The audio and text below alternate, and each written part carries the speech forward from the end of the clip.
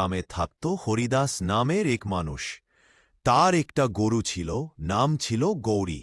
গৌরী ছিল খুব শান্ত, প্রতিদিন সকালে হরিদাসকে দুধ দিত, আর সেই দুধ বিক্রি করে হরিদাস সংসার চালাত। একদিন হঠাৎ গৌরী দুধ দিতে বন্ধ করে দিল। হরিদাস খুব রেগে গেল।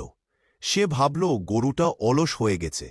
রাগের মাথায় সে গরুটাকে লাঠি দিয়ে মারধর করল। গৌরী কষ্ট পেয়ে মাঠের দিকে চলে গেল, আর ফিরে এল না।